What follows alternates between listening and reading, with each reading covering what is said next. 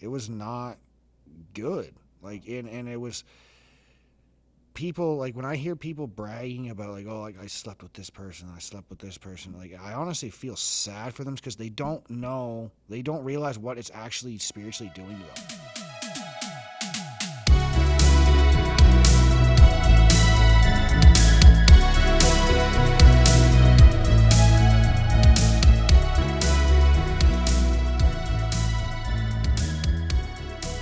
Welcome back to the Late Late Podcast. I'm here with Mr. Chance. Yeah, I met you a long time ago. It was a hot minute ago. Man, it was quite a few years ago, back when the car scene was kind of really thriving uptown and stuff, Yeah. the good old days. Yeah, you had a, what was it, Skyline? Yeah, an R33 GTR, and yeah, I miss the car. I miss those times and everything like that, but I need a little bit of a change, so... Now you're into trucks and stuff. That's what you're cruising in now. Yeah, I've got an old 1996 Dodge Cummins that I'm currently getting restored. It's actually getting sprayed probably right now as we speak. So it's been a long process, you know. But I like the truck stuff. That's what I grew up in as a kid. So it's literally the exact same truck I used to drive around with my dad in when I was a little kid. I used to sit in the middle and shift it and stuff for him. That's cool. Yeah. So it's kind of sentimental, really. It is, and I regret selling the one that he had because I had got it.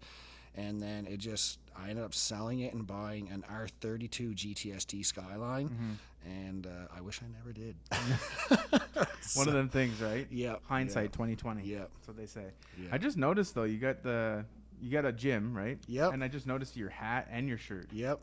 That's pretty cool. Yeah, I have a few hats. This is the last flat beak that I have, but I do up merch every now and again and stuff like that, just for clients and family or friends and stuff like that. There's a website that I've been using that's super helpful. You've probably heard of it, printful.com, and that's just where I've been doing all my stuff on there. So. They're really good too, because like I used them a few times when I had brands, and they're quick. Oh man, they're on top of it. super quick. Pretty good selection too, and like affordable pricing, to be honest. So it's been great. I'm actually designing some stuff for my sister's horse barn merch for her right now too. Oh, that's kind of cool. So it's been fun. So yeah. What are you using to design on? Like, man, I just use the programs that they have on their website. Okay, so you go right on. And yeah, like if I need to invest and get like an actual like edit, like a program like Adobe Photoshop or something like that, so I can actually make my own like proper templates and stuff like that. But the site is like really good for free. Like you can buy like a premium like membership or whatever, but I haven't even done that, and I've like, because it's been plenty. The free one's enough, really. Man, I've never bought it. Yeah, it's been excellent. So that's good stuff. So it's crazy. I recently came back to Christ, and we knew each other a little bit back in the day, and I wasn't a Christian. I don't know if you were then. I would say I fell away when I was 15. I kind of left church, and that's when I started, I'd say, started backsliding. So, okay, yeah. And then, it was crazy because I was posting stuff on Instagram, and you responded to something, and you're like, oh, this is cool. And then I was like, wait, is Chance a Christian? Yeah. I was like, oh, frig, he is. I was like, this is cool. And I think that's what's scary for a lot of people, I think, is like the whole coming back to faith and finding friends that suit that kind of lifestyle, because it's very slim. It's very slim, and I'm going to be honest, you are the only person my age that I even know other than my wife. It's like, I see a lot of stuff online, you know, people and stuff like that seems to be quite big with the young people being, you know, followers of Christ and stuff like that, but you don't really see much around locally and stuff. So when I found out, included in that you were, it really made me happy, because like, man, like this is somebody else I'm gonna be able to connect with and get together with and fellowship with in the future. So I was super stoked to see that. And I was excited too, because it was like, it's just always cool seeing people like respond to things, and like you're finding, you know, that they're Christians. That's a big thing. Yeah. And like you said, I know a few people my age, but not a lot. It's very slim. And like you said, online, it's crazy. It seems like it's everywhere, and like that's one thing that me and Becky that I've been talking about a lot is like there's such an outpouring on there, but how come there isn't anything around here? And it kind of makes me wonder if it's because it's up to us, the young people that are already, you know, that are doing what we're doing, if we're the ones that are supposed to start something and start trying to draw in people. And I kind of feel like that's what's supposed to happen. Yeah. So me and my family have talked about getting together and doing some like fellowship nights and stuff like that, like once a week. And if anybody like that we knew wanted to come, like they're welcome to do that. And I think that's kind of what it's coming down to is going to be stuff like that now. So drawing people out and like recently, so everybody has sin that they struggle with, right? And lust has always been mine. Like, oh, dude, I think that's for everybody, yeah, honestly. Yeah. But I have this method, and I don't know if it's practical or if it's the right way to do it, but I've been going out, okay? So I don't drink or nothing. Yeah. But I'll go to play pool or whatever, Yeah. where there's a high chance of being like lustful thoughts. Yeah. And I'm like at the point now where I can sit there and see someone come in, and it's like I don't really think, oh well, like, oh dang, you know what I mean? It's more like, oh, I kind of feel bad. Yeah. Like it kind of hurts. And every time I'm out, I make it a point. If someone's like talking to me about anything, like I used to shoot boudoir, right? So really lustful. Yep. But they'll be like, "Oh, you still shoot photos? All this?" I'm like, "Yeah, I shoot photos. I don't shoot boudoir no more." And they're like, "Why?" It's like because I almost died and I came back to Christ. Yep. And I make it a point to like always bring it up because I heard a thing, and this is probably like 2 weeks ago. I heard this. If you have a group of 5 people, and it's a friend group, right? And you all die, and you're standing at the gates, and then, they're like, "Why didn't you tell us?" And you never told them, because you have to live with that. You know what I mean? That's a very hard thing for you. You don't say anything; it's between you and God. If you say something, it's between them and God. Yeah, I know. I struggle with that too. I've been praying for boldness and stuff like that, because even with my clients and stuff that I train, it's only my family that are the believers, and stuff like that. Then everybody else, they're not on the same page, but they're open to stuff. And it's just like, I was telling one of my clients a couple of weeks ago, I said, like, if I feel pressed to say something, I said, I'll say it. I said, but I'm not going to try and jam it down your throat. I said, but if I don't say what's on my heart and I feel to say, I said, I'm going to regret it. Yeah. I said, because like, if it falls on deaf ears, so be it. But I said, but I could end up saying something that could just click, and it could just change your whole thought process, and then open you up to, the thought of Christ and taking that path and going down it for yourself. So being bold is something that has been a struggle. I'm not someone that likes to talk a lot to people and stuff like that, but doing what I do for my line of work has really kind of helped me communicate and talk to people, and I've been coming out of my shell in that sense. So I want, what you said, like when you stand up there before him, and it's like, if you have people around you and you never witnessed to them or never talked about God, like we are going to be held accountable for that. And that's like something that's been weighing on my heart heavy lately. Yeah. So. And it's one of them things. It's just like it is hard to get past it, right? It's a wall, but that's what Satan does. He's a manipulator and everything, right? So like makes you think, oh, I can't do it, but once you do it once or twice, you're like, oh, this ain't that bad. Well, and too, say if you get talking and you might be nervous, but once you start getting the words out, I know you've experienced it. It's almost like he kind of takes over and starts speaking through you. Then you start saying stuff. You're like, wow, like did I actually say that? 100%, yeah. And that's happened, with me and my mom talking about stuff, and me and my wife too. And it's just like the spirit man comes out and takes over. 100%. That's what it is, and last night we went out, me and my buddy, and two of my buddies, and he drank a little bit when we left, and he was like, oh, I feel bad because he's a Christian too, right? He's like really beating himself up, and I just said to him, I was like, it's always going to happen. Like your sin's always going to be there, and it's nothing you can be perfect from. And I was like, you can try to get away from it or whatever, but you're not going to be able to. And I had a good chat with him just about like being able to deal with it, because I don't know how did he say it? He said, I knowingly did it. You know what I mean? And it's like there's a difference between doing it on accident or whatever. Yeah. He's like, I know it's not right, and he's like, I still did it. I was like, that's fine. Like you just repent to it and try to stay away from it. And it's like one of them things when people talk about it, like you see videos about it. It's like, oh, I'm gonna sin, but I'm just gonna repent later. It's like, no, you can't have that mindset going through it, right? It's more like, I repented, and if it happens, then I'm gonna repent, but I'm gonna try to steer away from it, right? Yeah. It's a struggle for a lot of people, and he's only young. He's like 21, no 20. He's super young, so he's right at that age where like you're just being of age to go out to the bars and drink. You're kind of getting exposed to all that stuff. Yeah. And it starts it's a man. I can relate 100%. And it's like I go out with them and stuff just to kind of like be there to try to help them. Yeah. But you only can help someone so much, right? It's a lot of them themselves that have to do stuff. Yeah, for sure. But no, I want to hear your testimony, because like we were talking about this and you said it's crazy and it's good. And I'm always interested in people. I don't know, maybe I'm too what's the word? I always want to know like about people. There's nothing wrong with that. Yeah, like I'm a very like I don't want to say I want to know everything, because I don't want to know everything, but I'm a very curious person. I guess that'd be the word. Where do you want me to start? At the very beginning, or do you want me to start with them when I came back to Christ, I guess? I guess you could kind of work backwards, like talking about like the turning point for you to come back, right? Because that's a huge thing for me, is like almost dying was what did it for me, right? Well, so I guess when I had moved out from home, I was 18. I lived right down the road here, right on Union Street and stuff, for like 8 years. Yeah.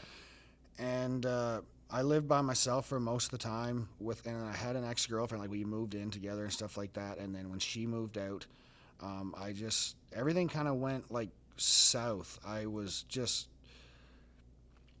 started hanging out with old people that I used to hang out with, but I never really like knew them, like what they were into and stuff, like years after, till like I started really hanging out with them. And I guess what kind of really set it off was I got into doing coke. Like I developed like a big coke addiction for a solid 3 years. I started hanging around people I had no business hanging around with, places I had no business being at, and it was literally, it was making me physically and mentally sick. Like I was so unwell, where like I thought everybody and everything was coming after me. I was constantly paranoid, like constantly. I ended up just not being able to go to work some days and stuff like that. I couldn't get along with my father, and stuff like that. And I remember like so many times where I would just go on a bender for like a couple of days, and he'd be coming down, and you just have that super horrible feeling of like, just like, what am I doing? Like, to just regret, and like, and I felt like, a few times I thought I was going to have a heart attack, and stuff like that. And I was like, man, like, I don't want to die. Like, what am I doing? And I would always find myself out like crying to God, like, please, like, help me. Like, don't let me die. Like, I won't do this again. And then I would find myself, a week later doing it again. So it was like, I had to come to the decision where I just had to isolate myself from everybody. I basically went ghost for like a year, and just cut everybody out of my life that was still doing that stuff. And like, people were like, what are you doing? I was like, guys, like I said, like, I got to get my life together. Like, this is not good. And so we can fast forward from, I don't know, let's say when I was 23 to 24. I'm 29 now. It was bad stretch from like 23 to, I want to say 27.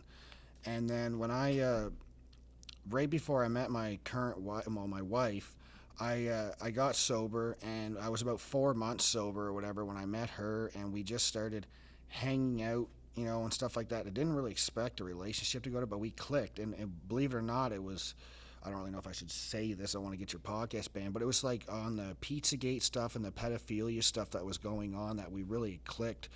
And we had a passion for the children and stuff like that, for everything that was going on. So she wasn't really a believer. She was into like some new agey stuff and whatnot.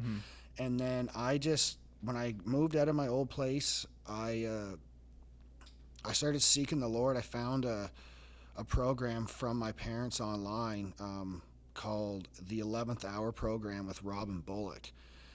And I just started watching that every single Tuesday, and it just really, I was like, I just started getting drawn back in. It's like, yes, like I missed this, like this is what I was missing. And I just slowly, little by little, like when he comes into anybody's life, even like a new believer, someone that's backslidden, once he comes back in, he'll clean you up little by little. It's not just like a whole like instantaneous thing. So I kept doing that, and then listening to that program every single Tuesday for 2 hours that it was on, and then I started, like witnessing to my wife and stuff like that. My girl, well, she was my fiance then, and kept praying. Oh, it's talking about. And lend to them without expecting to get anything back. Then your reward will be great, and you will be children of the Most High, because He is kind to the ungrateful and wicked. Whoa. Luke chapter 6 verse 35 Niv. Man. Wow. That's kind of. You seen what I did? I just picked my phone up. That's and put it trippy. There. Yeah, it is. Wow. That's something. Oh, jeez. Wow. So I kept praying for her, kept pressing in, just kept interceding for her and stuff, because she wasn't really on board with where I was at. Mm-hmm. And then right before we got married, she gave her heart to the Lord, and when that happened, we started coming together, and then that's when my walk with God really started to excel again. Mm-hmm. I was able to. I didn't feel like I had to be ashamed or like hide, what I really am, because I was never able to. With anybody that I was with and in school, I was never able to be myself. Like, if I talked about God and stuff when I was younger, I would get ridiculed for it. You know what it's like. Like, Mm-hmm. people, if they're for it, they're for it. If they're not, they look at you like you're crazy. Yeah. So that was the life-changing thing, was when she gave her heart to the Lord, and then I was able to just fully dive in with her and stuff like that. Then we started growing together, and it's been like a roller coaster, man. Like, I'm not perfect. She's not perfect, but God is at the center of our lives, and He's been able to help us work through anything that, that was in our relationship and stuff like that. So I went from hardcore drugs, and then really, like, I wouldn't be here if it wasn't for Him. I was in so many situations where, like, I should be dead, Mm-hmm. and I should have OD'd. I should have had a heart attack and stuff like that. But I had my parents constantly praying for me, and that was the big thing. You know, when you have people praying for you, like, God can do, well, He can do whatever. He can do anything. There's no limit on what He can do. So being able to become one with my wife, with the Lord, is what just excelled everything. And then it's been just like a whirlwind from there, man. Like, she just got baptized recently, actually a few weeks ago, and we did it in our backyard. My dad did it because he was ordained at the church that we used to go to and stuff. So it was a special moment. Like, we did it right in our little mini pool. That's cool. And man, like, it's been great. Like, I apologize if my timeline is all over the place. It's just there was so much stuff, and some stuff I don't really want to get into on here because it was pretty serious that I was involved with. But man, like, if it wasn't for my parents praying for me, I wouldn't be here. Yeah. No, prayer honestly is like a shield. Really, it kind of goes over top of you and protects you, right? Yeah. And it's especially if it's like, I put a thing up recently. It was like talking about like sitting down and actually opening your heart and praying, right? Yeah. And some people don't do that, and then prayers, like, they might reach. They always reach, but some are stronger than the rest because you really are putting into it, right? Yeah. But it's crazy. You were talking about, like, how I have a photo here that I want to bring up. You were talking about like, right before you got married, she came to Christ, right? And it's crazy because I saw this thing, and I don't know. It's definitely him. He definitely, like, he knows what we're going to talk about. Absolutely. So I seen this thing and I was like, I don't feel like I need to screenshot this. So I was like, but I'm going to bring it up. Maybe it will have something to do with the podcast. Yeah. And it's a picture of, it's kind of funny because it's Ryan Gosling from 21 Pines and Ryan Gosling from 2028 Blade Runner.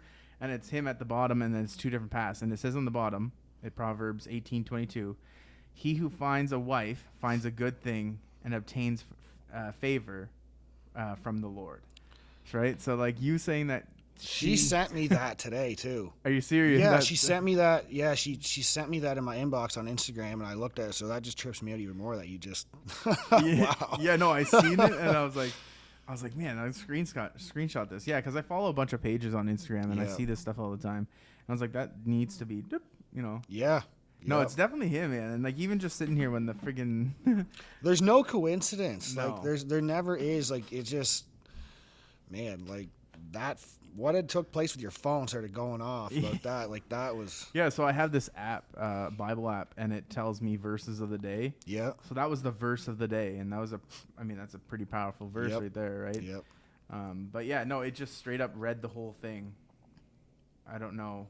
Well, I call this what my wife started calling was divine appointments.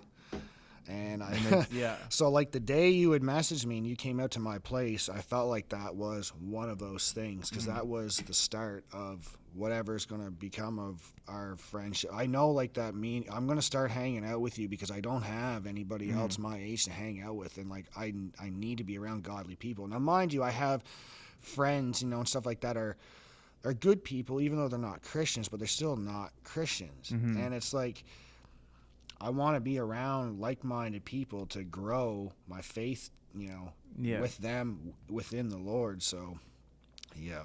And I think,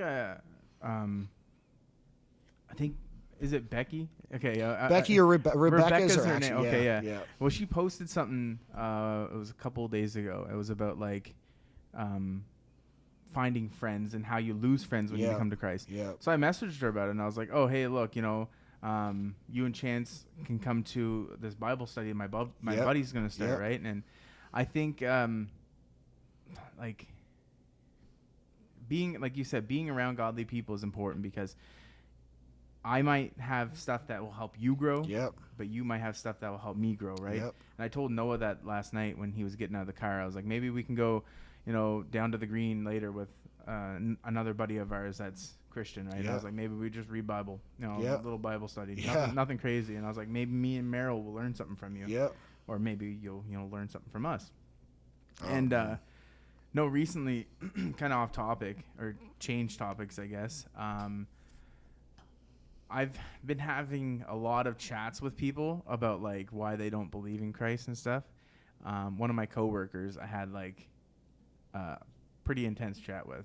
She's like, I believe in a higher power, but I don't know what it is. I don't have a name for it. I was like, okay, well, if you don't have a name for it, then is it really there for you? Because you can't just have something and not be there. And then she was like, I don't believe in God, all this stuff. I was like, do you believe in the devil? She's like, yeah. I was like, okay, well, what's the opposite of the devil? God. And I was like, do you believe in evil? She's like, yeah. What's the opposite of evil? Then she was trying to say like heaven or hell's like earth. Like we're in hell now. It's like, if you think this is hell, you're far from what you think. But no, just like what's your thoughts on like with how do you deal with people like that? How would you deal with people like that? Because I guess everybody deals with it differently, right? Like, well, I have someone that I know. We've had a very similar conversation. He said, I don't believe in God. He said, but I believe in a higher power.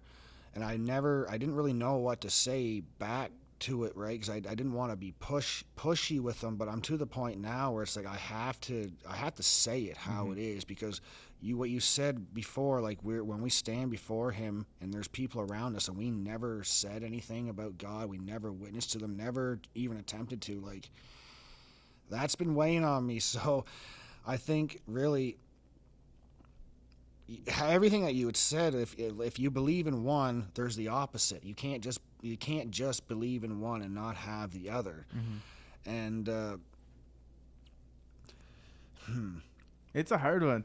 It is hard. It's one of them things that like you said, you don't want to step on people's toes. And one thing I've been starting to kind of go away with was, I told my grandfather this the other day. I was like, there's 3 different type of people that will bring God up and I, try to help convert people. I don't like using the word convert, but that's technically what people use. Yeah. And you got the person that's going to do it nicely, right? They're going to tell you all the like lovey-dovey stuff, which there's lots of it.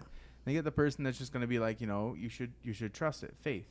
Then you get the person that's going to tell you facts. Yeah. And it's going to hurt. Yep. It does. And that's kind of what I'm like. You got to be blunt. Yeah. You really do. Yeah. You really do. Yep. Recently, I've been like that, and my grandfather's wife, she said to me the other day, because we were talking about Catholic and all the other different religions, and she was like, you can't judge other stuff. It says not to judge in the Bible. I was like, well, it doesn't say not to judge in the Bible. It says Jesus will judge, but it does say that we have to hold people accountable to their sins. Yeah. What do people think that is?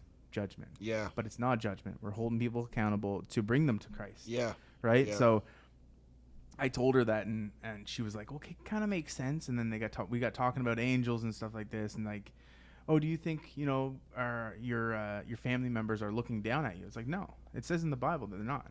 Once they're up there, they're up there. Yeah. Because it says that we won't remember our earthly lives, right? And there's like, it's a rabbit hole that leads to rabbit holes. I never even, honestly, I never knew that. You just told me something that I didn't know. Yeah, so like, it's crazy. In the Bible, it talks about like when we get to heaven, that we won't, you know, there will be no sorrow. Yeah. How would there be no sorrow for remembering our earthly life, right? There's lots of sorrow here. Yeah. So you get up there, we won't remember any of it, and my grandfather was talking, and we were talking about praying to your like loved ones. And it's like, it's the same thing in Catholic when they pray to Mother Mary. It says in the Bible, you only pray to one guy. There's only one person you pray to. And like I said, I'm not putting the Catholic down. I'm just stating facts from Christianity side point, right? And another thing too, like you go to a funeral at Catholic church, right? It's like they're praying that person into heaven. It's like, no, it didn't work like that. Either you're saved or you're not saved. You when you die, your ticket's punched. You're done. That's the sad reality of it, is this is our only chance to make it right here on earth. Like, this is it. And if we don't do that, like you said, this is our one-way shot, you know, to make it right. And I kind of wonder, because me and my mom, this is a side note, she said something to me a while ago. She said, I feel like, and from what she was looking into, that it's possible that we might have been here before, but we had fallen. And this is why we are here, is to have another chance to make it right, to go up to heaven.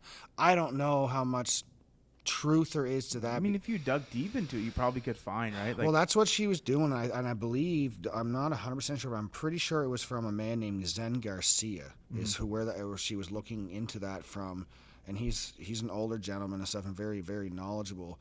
But it kind of made sense, because like if that is the case, like then we fell, you know, like the angels up there, they rebelled, they fell, they got cast down. And they chose their way. They wanted to be reprobates. They wanted to do whatever they want to do, you know, and stuff like that. And I feel like it's kind of similar with us. We've been given a second chance to make it right, or to not make it right. Yeah. So. No, that makes sense. And like I said, it's one of them things. Like, you probably could find it in the Bible. Honestly, the Bible's a different book. It's you can read it 50 times. And you get something out of it different every single time. Yeah, meditation is key to it too. And I just started fasting, so like spiritual fasting. Yep. And I haven't experienced anything yet, and I haven't really, like, I mean, obviously I say I haven't got anything out of it, but who knows? Like, there might have been something that has been done that I don't see. Yeah. You know what I mean? Yeah. Something that needed to be done, and it's done. But like what everybody talks about is like seeing and feeling, you know, real like big things. I haven't experienced it, but I'm not doing it to experience anything. I'm doing it to get closer, right? And that's the key, is like fasting on prayer, or praying on while you're fasting is super important, and it's good for health.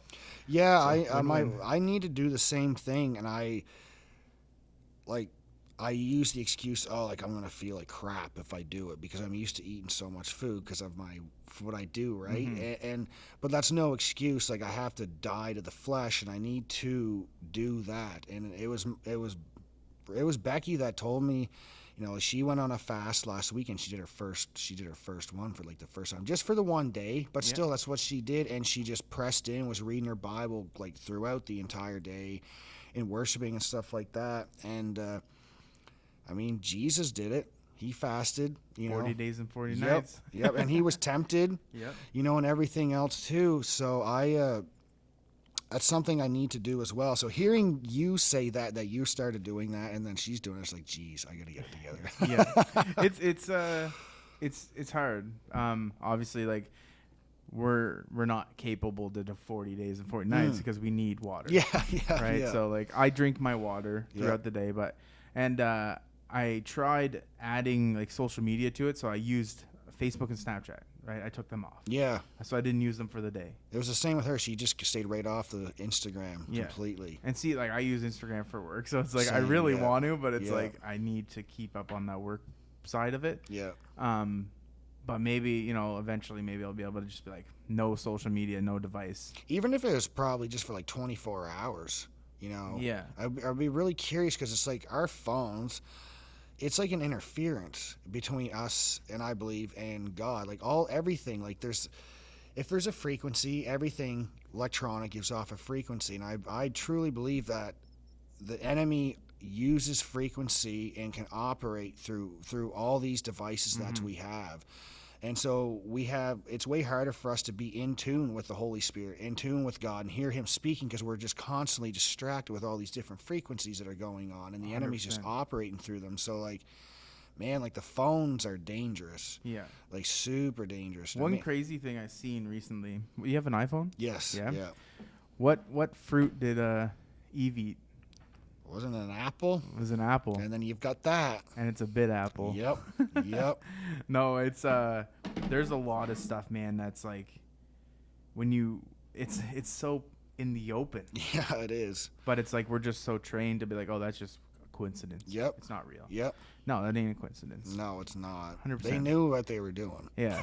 One thing I bring up on here, like, and I probably might get in trouble for this, but I'm gonna bring it up anyway because, like, I think that's one thing I'm working on now is like the bluntness, right? Yeah. And one thing we just got done with was June, which was Pride Month, right? Yeah. I don't know if you've seen the whole thing where it's like PRIDEMONTH, right? And then you take away the PRI, you got MON or whatever. It says demon in the middle, right? Yep. So, and pride is a huge sin. Yep. Right? It's like one of the bigger ones. Oh, that was a burp. That was weird. It was like a burp and a hiccup. Oh, that's the worst.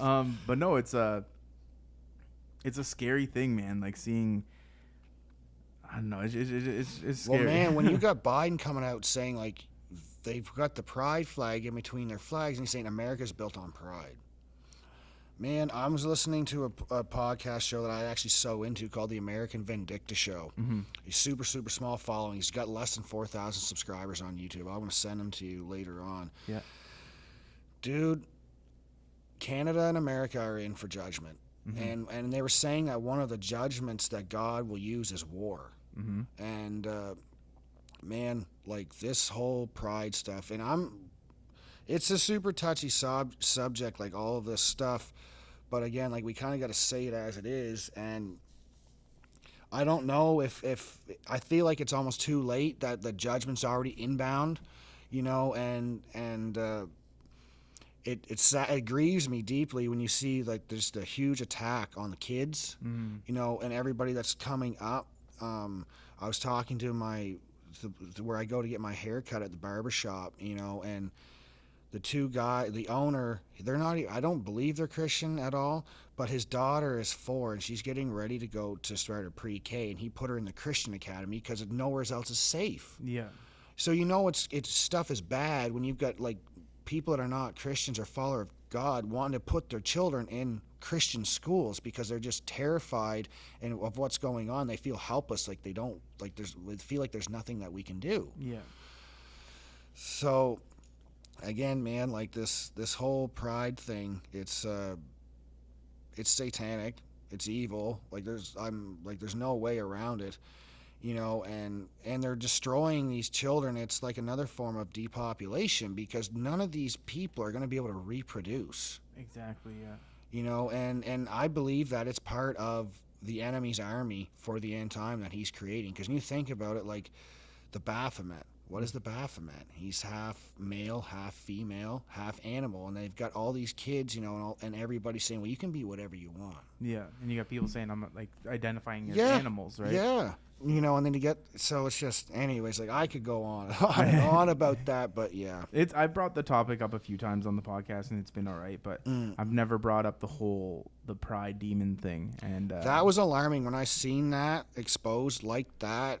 It's plain as day. Yeah. Can't really deny it. No. It's like there's no coincidence you put Pride Month together. Yeah.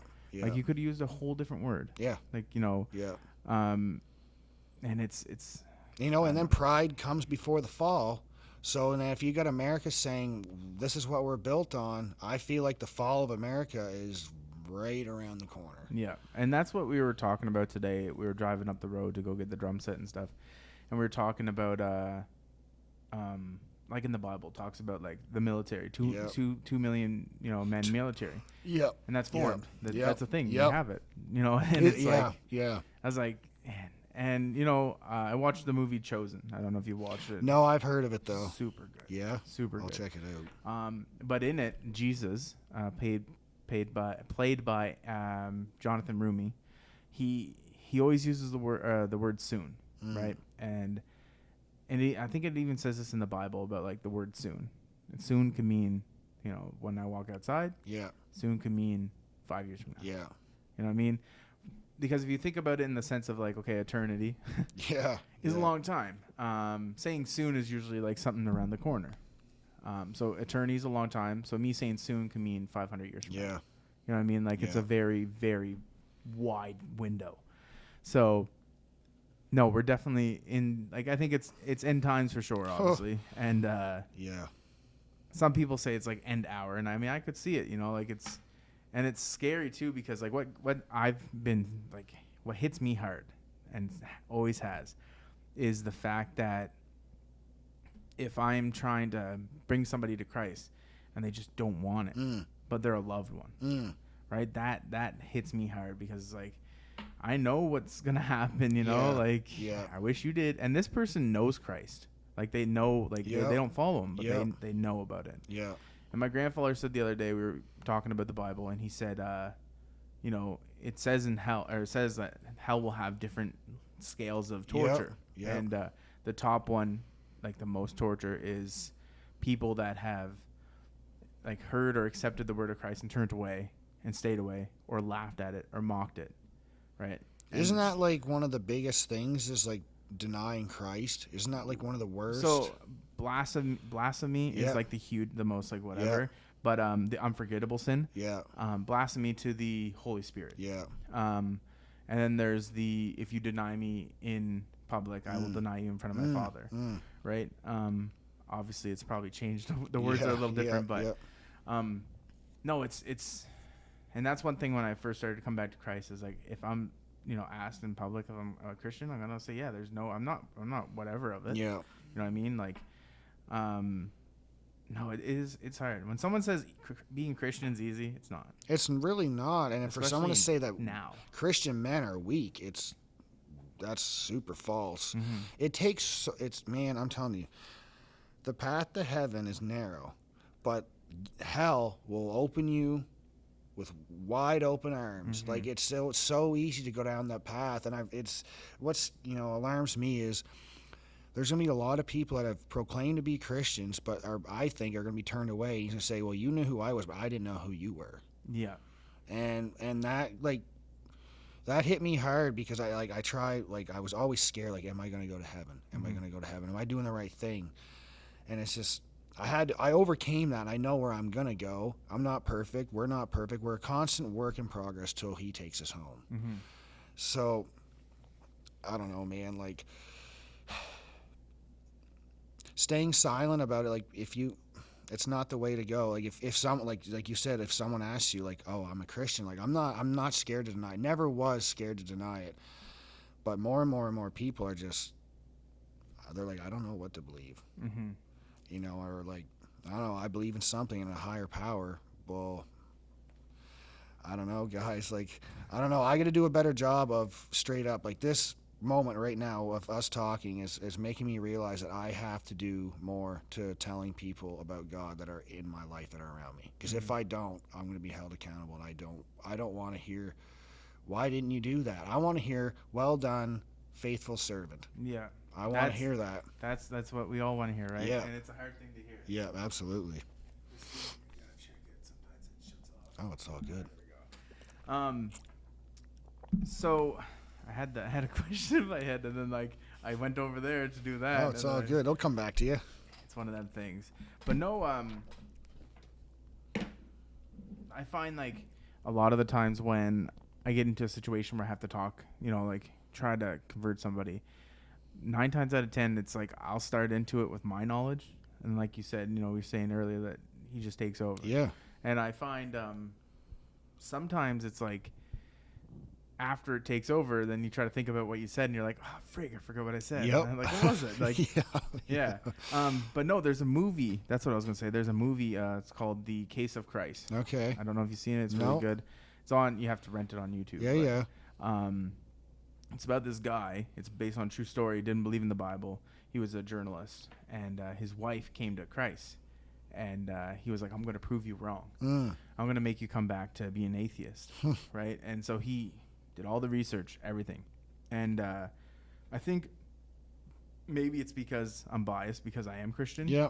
But watching this movie and him going through all this stuff, and it's all real. Like, you know, there's actual physical proof that there was a guy died on a cross, crucified, and then he was rose. Yep. Like, they have 500 witnesses. Yeah. It's like, that's a big number. Yep. People are like, oh, well, you can't take that. You know, that's back in the day. What if they were lying? It's like, no, they, like, they died. Like, Yeah. the apostles died Yeah. carrying that name. Like, Yeah. they're not going to carry that name and be like, oh, yeah, it's real, but you're going to kill me. I'm fine with it. They're going to, you know, they would try to stay alive. But this movie, I watched it and I was like, if I can see this, that it's real, like, why can't anybody else? Like, it's just so plain. Like, it's like, this happened, this happened, this happened. Well, there must be something. Yeah. I don't know, man. And too, it's like, I guess what gets me is that people can put their faith or in these rocks or like crystals and stuff like that, but it's because it's something that's like they can physically grab. Tangible, yeah. Yeah, but it's like, man, like that stuff is nothing. It's got nothing on what God can do. Like he can appear to somebody. He could show himself to somebody in some way. Like it's happened to my grandmother multiple times. When my grandfather, I never knew him because he passed away when my mom was like 5 years old. Okay. She's had the devil come and visit her, and he said, I got him. And he appeared in her room one night, and then she knew, like, no, like, I don't accept that because he's a Christian, you know, like, you're a liar, Satan. That's not so. And she'd also had been visited by Jesus, and he had comforted her when the death of her husband. And man, like, and I can say, like, I can't say that I've ever had like a Jesus encounter, but I know, like, when I was a child, like, I used to play hide and seek with the angels and stuff like that. And they would, like, they say, oh, kids have an imagination. Well, there's nothing blocking, like, they're so spongy. yeah. And then, like, they can sense stuff that us adults can't sense, right? Because you're just you're more in tune because you're not corrupted by stuff. You're very, you know, I don't really know how to properly put it into words, but I've experienced stuff like that growing up.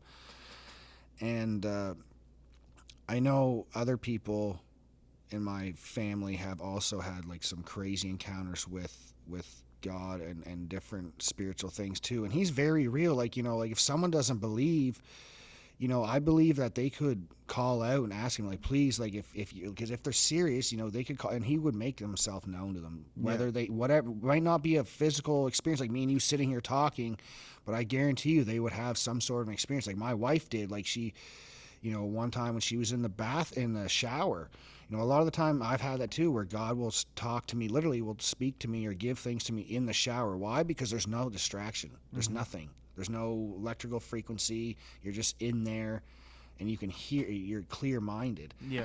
So, I mean, man, like if he will make himself known if a person wants him to. Yeah. No, it could be audible. Like, yeah, it could be something like you actually hear. It could be a feeling. Could be sensation. Anything. Yep, yeah. Yep. And sometimes that's, you know, like Claudine, the girl I was talking to. Yep. She's like, well, if there's a God, why is all this bad happen and stuff? And it's like, you know. It's like I put it this way: if you're in the ocean and you have someone that was like so bad to you, that didn't talk to you, that made fun of you, that laughed at you, they were drowning, would you help them, or would you say, oh, you know, like, here's a life raft, but you got to swim to it? That swimming mean you got to work to faith. Yeah. Right. Yeah. So there's a savior there. It's just we got to want it. I mean, he's always got his hand stretched out. We just got to stop being stubborn, and we just got to take that hand, that help. Exactly. No, that's so true. And I try to tell people that, like, people always like, oh, well, if he's real, then why is there so much bad in the world? It's like, because it's like it goes back to when Eve ate an apple, you know, like she was The tempted. fall of man from day one in the garden. Yep. And then I mean he tried to cleanse it with Noah, and Yep. that didn't, really work out, I guess.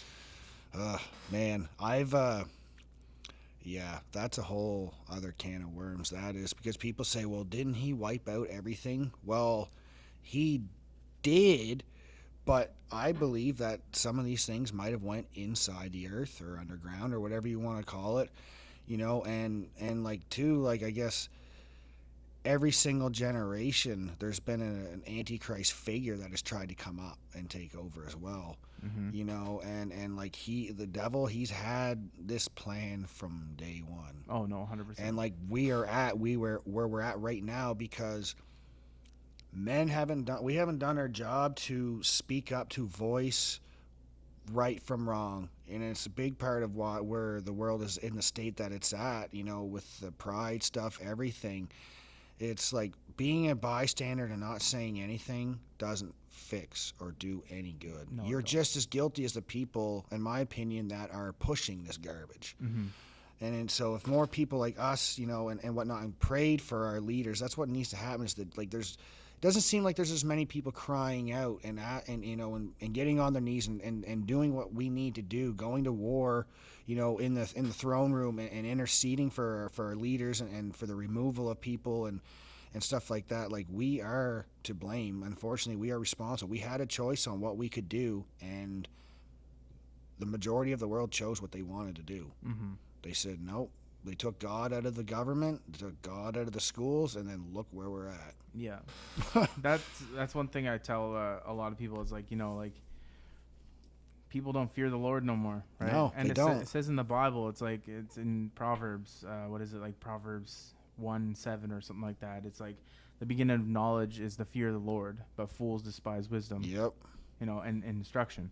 And this is so true. And that was the first verse I read after I came back to Christ, right? And I was like, at first, when I first read it, I was like, okay, well, I got to be scared of this guy. It's like, I'm not scared of him, but I understand I have fear. Yeah. Being scared and fear, I feel like are two different things. Yeah. And just knowing what he can do if he needs to, what I mean? I agree, though. Like, they did take it all out, and it just kind of straight down. It's it stems, we have free will. He gave us all free will, and I don't know, man. The clock is ticking down, and I believe that he is on his way back. Mm-hmm. And it's just, it could be, like you said, soon, could be today, could be next year, could be 5 years. We don't know, but we do know that where we're at and where the state of the world is at is how much more worse does it have to get? Mm-hmm.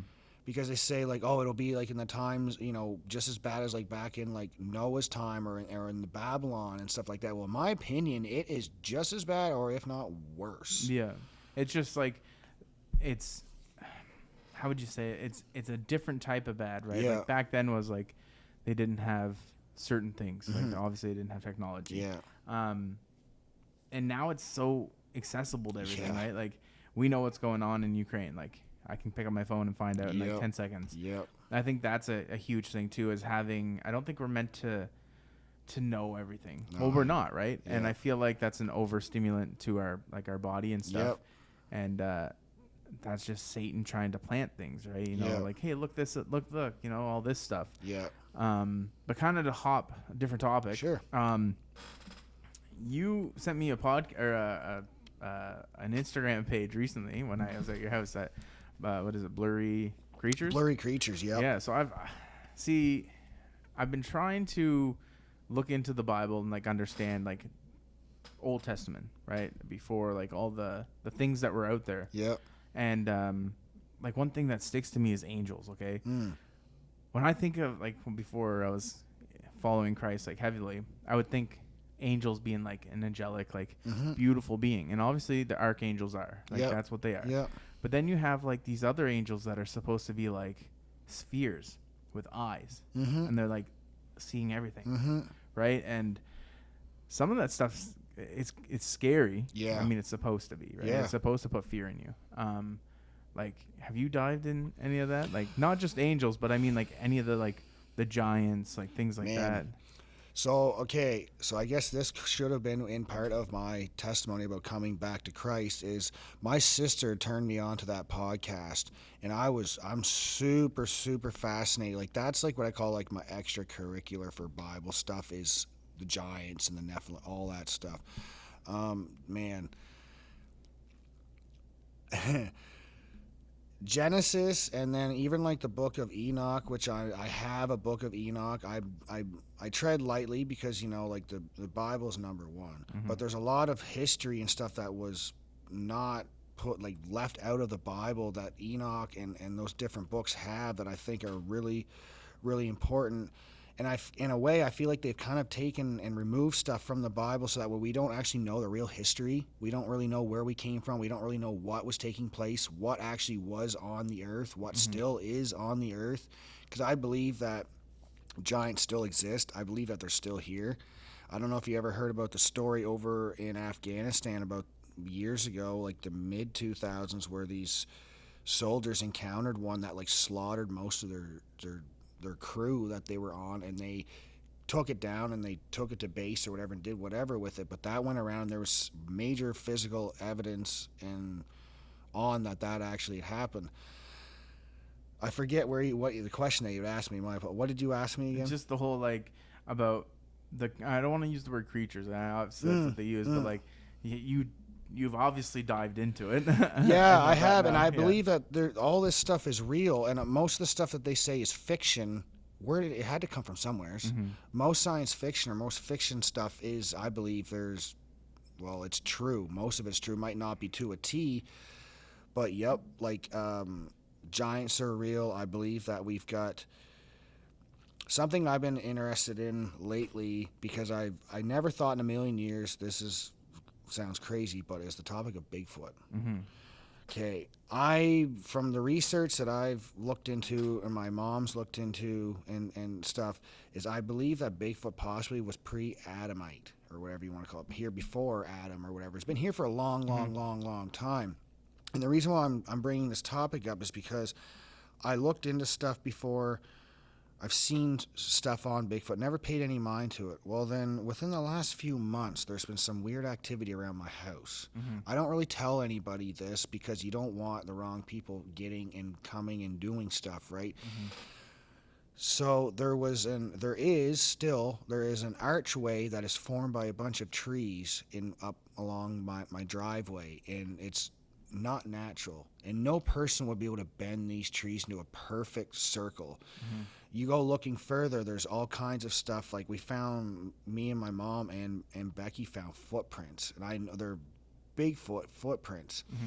I don't know why this stuff is there, but it's like in a way where I feel like sometimes if you start looking into these topics, I feel like it almost opens the door and it's almost like a calling card. It almost start drawing them in. It's like, well, if you know that we exist, we're going to come around. I might show myself. Yes, and I believe that's what started happening. It's super crazy, man. Sometime I'm going to take you up there. We're going to go for a walk, and I'll show you all this stuff.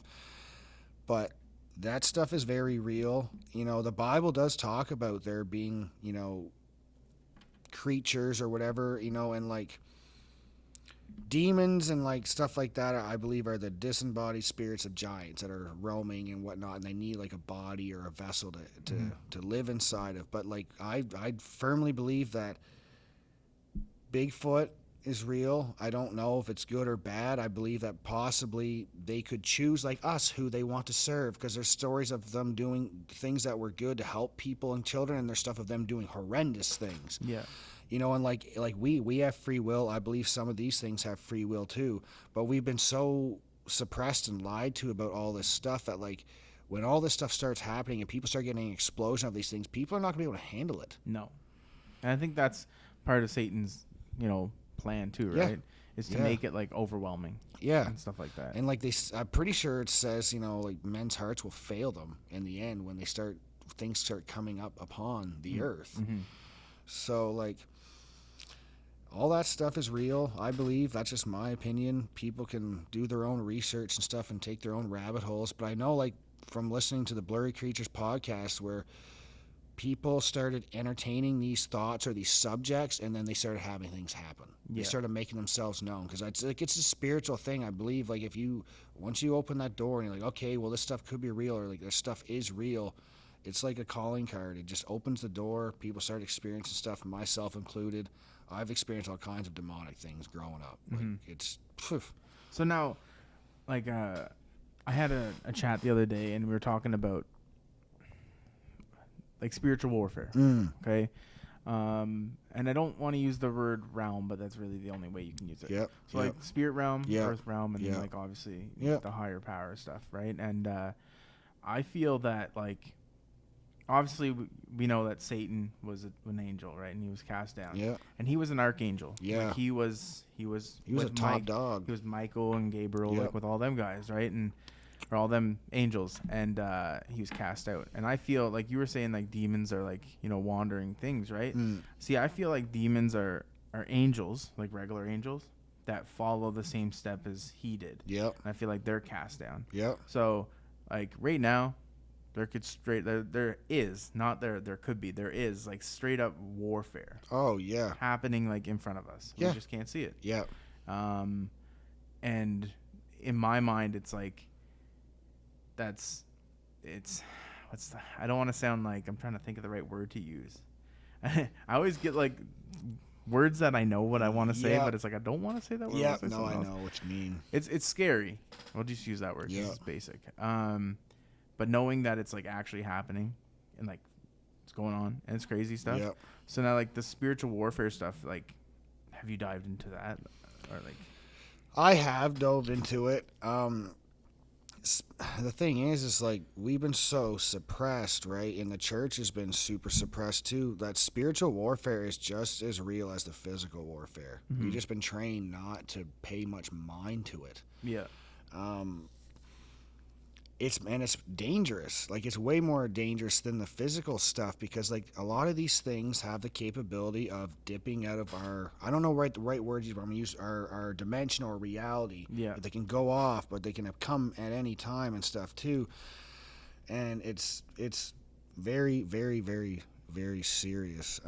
Spiritual warfare is not really something to be played with. And if, like, I would like to be able to get myself, like, doing into that, but I know myself, I'm not spiritually ready and up to par where I need to be to start going down that avenue, if that makes any sort of sense. No, I feel like it's going to be, like, if you do decide to go down there, I feel like it's going to be super hard on your spirit. Yeah. Right? Like, it's going to be something that's really going to take a toll. Yep. And I don't think we're really meant to go down that area. Like, I feel like that's something that happens. It's there. Yeah. We're really not supposed to know it. Yeah. You know what I mean? Yeah.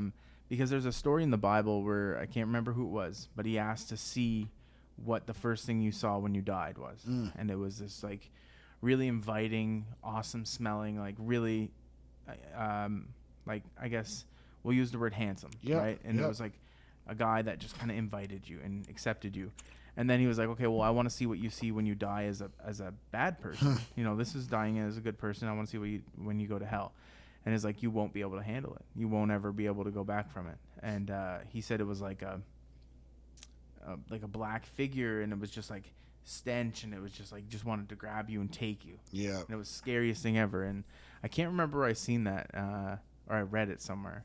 But I don't know how true that is, obviously, but that's just something that, like, was talked about. And I've heard some near-death experience, like, stories and stuff online, and people that have you know, died and said that they have gone to hell or whatever, or to, like, a holding place or whatever, stuff like that. And it sounds like, man, like, it's terrifying when you think of it, because, like, some people have gone the other way, you know, towards, like, the good, like, heaven-ish or whatever, and they got sent back because they're like, no, it's not your time.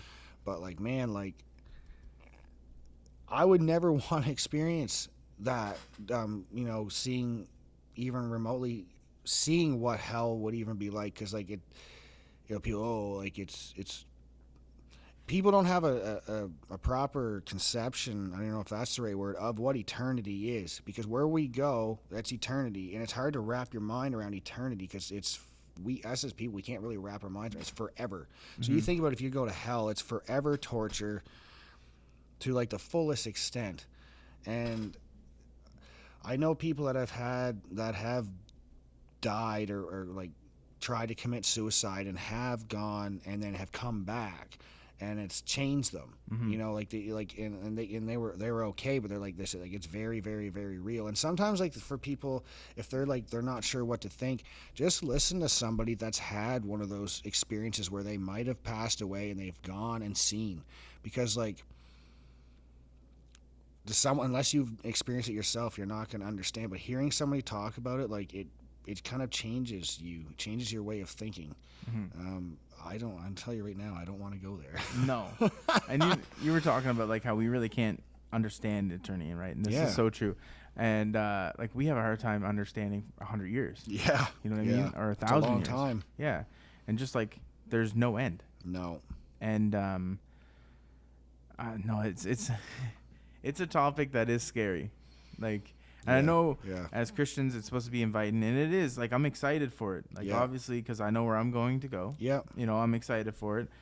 But it's what I have to do here and what I haven't done yet. And it's like, I know I don't have enough time to do what I have to do. You know what I mean? Like, what I need to do, there's never enough time. Yeah. You know what I mean? So I just pick away at what I can. Like this podcast stuff, like I'm starting to introduce more Christians-based stuff. That's awesome. I think that's one way of getting the word out there, right? Because people listen to these, and I have a good following, so it's like that people that follow me now, maybe you'll convert people, you know? That's what we can hope and pray for. Yeah. You know, the biggest thing I always think is like, if I'm talking to you and there's a room full of people and I'm talking to you about Christ, you know, I'm facing you, but these people might hear it, you know, and they might think, okay, well, that's interesting. I'm going to look into it. So planting the seed, right, is a big part. That is super big. Like I said, if I feel to say something to somebody and I say it and it just puts that in there, you know, or if it falls on deaf ears, so be it. But at least, you know, we listened, you know, and attempted to plant good seed. And I think like making that effort is better than it is better than not just staying silent and not doing anything. Yeah. Because that's what most people are doing. Most people are scared to say anything. They're scared to be looked at or to be made fun of. Well, I'd rather be made fun of here than face, why didn't you do that? Yeah. It's just, that's how, like, basically I try to look at it for myself. It's just like, if I don't do it, the consequence of me not doing it up there is going to be far worse than getting ridiculed. Yeah, someone saying you're stupid. It's like, it's all right, I'll take that. Yeah. You call me stupid all you want. Yeah. So do you, like, what was I going to say? It was, like, on the topic you were talking about, like, you know, I guess I can go over to the next topic. So do you find that, like, some people have trouble coming to Christ because of churches? Ooh. So that was part of why I backslid, because I grew up in church. I went to church ever since I was a child. I was heavily active in the music worship part in church, playing guitar, playing drums. And then I got hurt from people in the church, you know, and like church is supposed to be very accepting, very, you know, they're supposed to be accepting, right? Not supposed to be judgmental. You're supposed to, you know, like just accept you as you are and you come, and he will clean you up and stuff like that.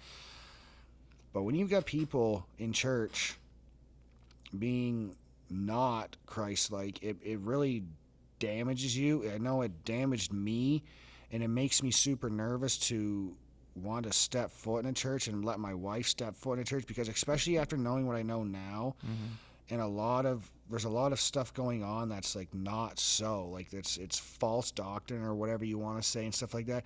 It makes it harder because like I don't want something to taint my way of thinking or whatever like that. So like I believe that we need fellowship. We 100% need fellowship with other people, and church is supposed to be that. But like I believe that the enemy has kind of hijacked a lot of the churches, a lot of the pastors and stuff like that.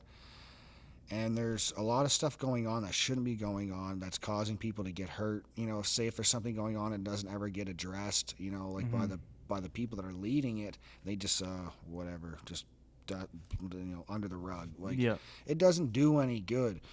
So I know, like myself, like when I got hurt from in the church, I left and I never looked back. And it made me bitter. Mm-hmm. It made me bitter, and I just started like, why, like this is not what people are supposed to be like.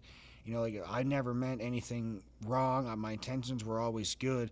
But then you get people that are in there, say, jealous of like your gifts that like one of the gifts that the Lord has given me is being, playing drums, worshiping, going to spiritual warfare on the drums and music, right?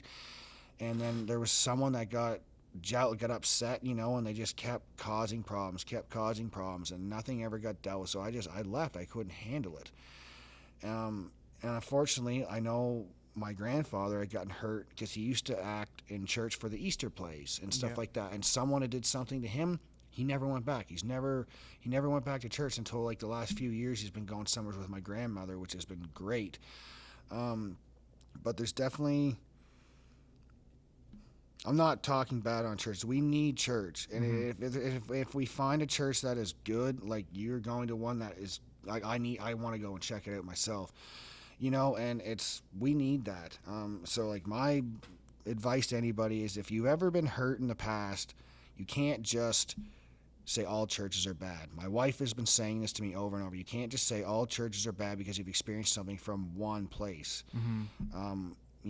So that's what I've got to say on that. No, that was well said, because that's like one thing I think a lot of people like. I'm going to use First Nations as an example, right? The Catholic Church was always like real bad to First Nations and stuff, and whenever I talk about Christ or God or anything, they're always like, oh, I don't go to churches. Well, it's like, you don't go to Catholic church. You should go to like that. Like then again, it always sounds like you're putting down another religion, but you're not. You're just stating facts, right? Yeah. And like it says in the Bible, hold people accountable for their sins. Hold things accountable for their sins. And I try to tell them that, like, Christianity is a completely different thing. We don't believe in just doing good. It will get you to heaven. Yeah. It's a lot more. Yeah. I had a conversation with my massage therapist Wednesday, and she's UPC and stuff like that. And she was saying that it's pretty heavy. She was saying that like their pastor was preaching for the longest time that if you're not UPC, you're going to hell. Doesn't matter if you're Christian, what other denomination, unless you are this, you're going to hell. So if people ask me, well, what I say, I'm not of any denomination. I say I am a follower of Jesus. I'm a son of God. I follow Jesus, and I just do my best to live my life for Him. And I don't put a label on my Christianity or whatever you want to call it. I'm just a Christian. Yeah.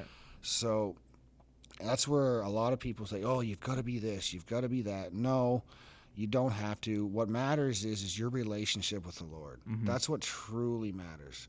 Not what church you go to, not what denomination you are. It's your relationship with Him. Because my dad told me forever, he's like, you need to go to church. You need to go to church when I was, you know what I mean? I said, no, I don't. I said, all that matters, I said, is my relationship with Him. And then I was able to learn so much more, because the church that I went to, like there was a cap on stuff, like they were pretty open about a lot of stuff, but then I've learned more. My relationship has gotten better with God, because I was just able to dive into the stuff that I needed to dive into and experience the stuff without having anyone say, well, that's wrong. Yep. Because there's a lot of that. A lot of these places cherry pick. They pick and choose what is right, what is wrong. But it's like, if it's in the Scripture, it's in the Scripture. And if it's not, it's not. So if it's in the Bible, I believe it. If it's not, well, then I don't know. I don't really believe it. Yeah.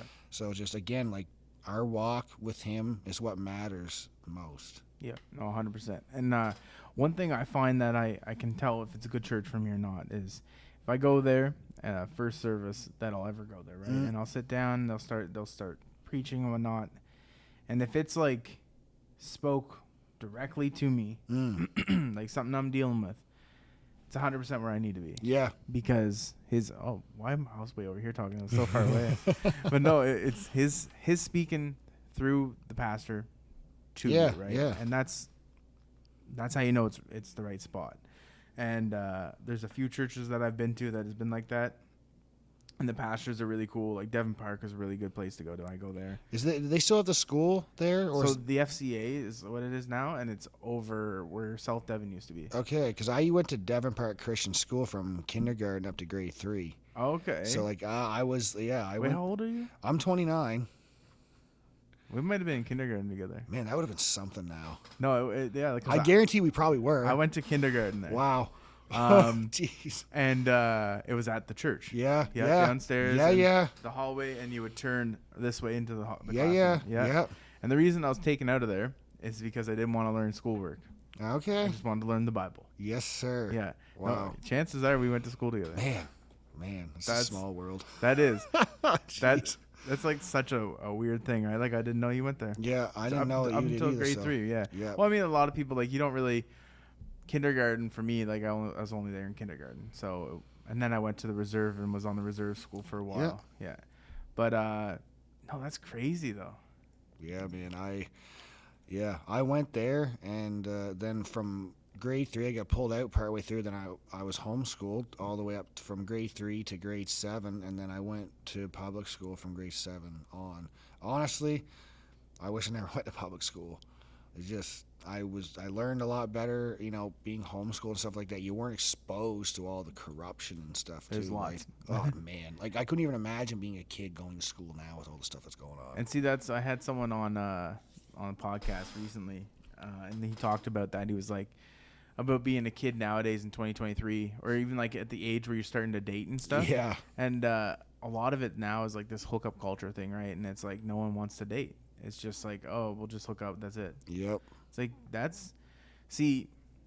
sexual immortality is like one of the, like in my book, it's not the worst sin, but it's a super bad one because it's the only sin that you hurt yourself. Mm-hmm. Like, yeah. I mean, all sins hurt you, but you're actually hurting your physical being. Yeah. Yeah. And I don't know. It's a rough topic. Obviously, that one is because a lot of people are like, well, it's 2023. It's normal. It might be normal, but doesn't mean it's right. Yeah, and I mean, I'm guilty of that, man. Like I was bad for that. Like I struggled. Like I was women crazy when I was younger and stuff like that. Like before I met Becky and stuff like that. Like man, like it was not good. No. Like and it was. People, like when I hear people bragging about like, oh, like I slept with this person, like I honestly feel sad for them because they don't realize what it's actually spiritually doing to them. Yeah. Like people don't. It's normal, it's good. Go out, have sex with as many people you want. Watch like they push pornography. Like man, like it's huge. Like I've had to unfollow so many pages on my Instagram because they just basically turn into like softcore porn stuff, and it's just like, what is going on? Yeah. And that's the norm now. So it's just like you get ads on Facebook now. Like it's Facebook's terrible. supposed to be safe. Yeah, man, it's just terrible. It's just like the enemy has infiltrated everything, and it's just he puts that seed in people's minds, and it's like if you're not strong-willed, like like we are, know how to nip it in the butt and get rid of it, you're gonna have a hard time because like it's out there. Yeah, it is. Like, it's the norm, and it's what they want. Yeah, I told my buddy last night. He was talking about like temptation, right? I said if you can fight temptation for 3 minutes, it will disappear. I mean, it will come back, but it's an actual scientific thing. Yeah. Like, let's say you're like, oh man, like I'm gonna go watch porn, and you're like, if I sit here and I don't think about it, or even if I fight it for 3 minutes, I won't have the urge to do it. You know what I mean? Like I didn't know that. That's anything. Cool. Like, oh, I want to eat right now, but I'm gonna sit there. Yeah. I'm good now. Yeah. But then it will obviously come back. Just, when is... Yeah. You don't know. Yeah. But no, it's a scientific thing, and it works, I guess, for some people. Yeah. I don't know about everybody. I'm just gonna check. Yeah. But, it's like creating that discipline. If you can, like, discipline yourself with anything. My wife says, like, you're so disciplined on stuff because a little bit of a topic change is... I've started smoking weed when I was 12 years old. First time I ever smoked weed, I was 12. I still consume it now, but I use it for medical purposes because I got heavily convicted to stop abuse. He literally told me, he's like, don't be a slave to the weed. He told me like about a year ago. I went from smoking 1.5 ounces a week all the way down to just 1 gram a day when I'm done work at the night just to help me go to bed. Yeah. There's no more abusing it. And my wife is like, how you're so like disciplined and stuff like that. I said, because I said, what I do now, like I control like my eating and everything. It's just, it all works together. If you can be disciplined somehow, all that will transfer over into everything. And it's just like taking control of your mind, taking control of your, not acting on emotion, not just giving, to those thoughts that you want to do, oh, I just want to stuff my face or do this or indulge in this. I can say one thing that's been good about the fitness stuff for me is it's created the discipline, and it's kind of transferred over to other areas of my life, like that same thing. Like if I get that urge, oh, I want to smoke, I want to smoke a little joint, and I'm not supposed to because it's not time. I just, like you said, I just fight it off, and eventually it goes away. So I don't know, discipline, man, people, it does you good. Yeah, no, fitness is definitely a huge thing, right? Like in the sense of like being able to. And man, like I was never disciplined. Like people look at me, they say, "Oh, he's on all kinds of stuff." No, I'm actually not. What changed for me was I realized that in order to get what I want or to get the results that I want, I have to be consistent and I have to be disciplined. It's just day in, day out. And man, like it's helped me spiritually too, because I know if I don't read my Bible every morning, I am screwed. Like I will have temptation of random stuff. And just, nope, I have to, every single morning I get up with her, I make my coffee, and I sit and I read the Bible for at least half an hour. And that is like my grounding point, and like being disciplined in that has been huge. So like the fitness is, being disciplined with that has helped transfer over into other areas of my life, and it's been great, man. Well, it's like getting up and doing a workout, right? Yeah. But you're doing a spiritual workout. Yeah, literally. Sitting there reading that Bible is like you hitting the gym. Yeah. Same thing. Yeah. I won't let I cannot do anything else during the day unless I read the Word now. I've learned I accidentally say, like on the weekend, I've like say slept in, oh crap, like I'm behind, like I gotta get up and do my cardio. But the times where I skipped it, I've had a miserable day. I've had a bad weekend. It might sound stupid to some people, but man, I'm telling you, like that's, you set yourself up in the morning right with a good routine, get in the Word or whatever, it propels you for the rest of the day. The enemy's going to have a lot harder time dragging you down and throwing these things at you, It's just like, you got to be prayed up. Yeah, that's true. That is true. And I think like there's a saying where it's like, if the devil's not bothering you, you're obviously in the wrong place. The right place for him, wrong place for the real reason. It's when you get close to Christ is when he's at you. Oh, constantly, yes. right? And like Noah just got back from its thing. It's called WLS. It's like a worship leadership seminar or something like that. And it's like a First Nation Christian thing. And while he was there, obviously you're in God's house. You're learning the Word the whole time you're there. So he didn't have any temptations. No, because he was actively worshiping and learning. Yeah. And as soon as he got home, he was like, it was just like instant. And I was like, yeah, it's because like your mind's idle, right? Yeah. And not just that, like he sees that you're not protected by other people that are godly, right? Yeah. And he sees an opening, and that's all it takes, man. It's just that one little opening, and then he can just slip in. And that one little slip can lead to such an upside down situation. Yeah. So I feel like being around, like you said earlier, being around more godly people obviously builds your spiritual. It does. You're literally sharpening iron. Yeah. Your spiritual iron. You're sharpening iron with your fellow brothers and sisters. This is true. Yeah. No, it's 100% true. But we're at an hour and like 13 minutes. Holy crap, man! Time flew. Yeah. Wow. Do you got anything you want to add? I just want to say I really appreciate you inviting me on to come and just talk, even though it hasn't really been all over the place. It's been a very good conversation, and I believe it was a divine appointment, and I hope that this will help somebody that listens, that, maybe we'll just plant that seed in there to make them want to go down and start looking into Jesus for themselves. That's all we can want is, to bring more people to Christ. So I know, like, I was nervous about coming on, and I just made sure I prayed, said, God, just whatever you want me to say, let it be said. Guard my mouth, because I know one of my faults is, sometimes I curse too much. We all got stuff that we're working on. It's just because I'm a very passionate person that sometimes it comes out. Yeah. So I'm just, man, like, it was great. I don't really think enjoyed you this. cussed once. I don't think so. And honestly, this is probably one of the first times I've had an entire conversation this long where I've never said something Really? like that. Yeah, in years. Well, that's cool. So That's I appreciate it. Thank you, Jesus. No, he definitely helped you there, right? Oh, frig, man. And I appreciate you coming on. Thanks, Obviously, man. you know, it was a good time. And when Becky's feeling better, we'll have to get both of you on. Absolutely, I feel like absolutely. that would be. Man, she has quite a story, and I know like that. It will definitely reach some people and some female listeners and stuff as well. Like it'll be great, man. Yeah, for sure. Well, thank you for coming on. I just want to give a shout out to our sponsor, Just Illicit Clothing. You can find their stuff at justillicit.com or on Instagram at justillicit. Use code, I'm going to butcher it, TLLP 15. That's what it is. I had to think it was a 15 or 20.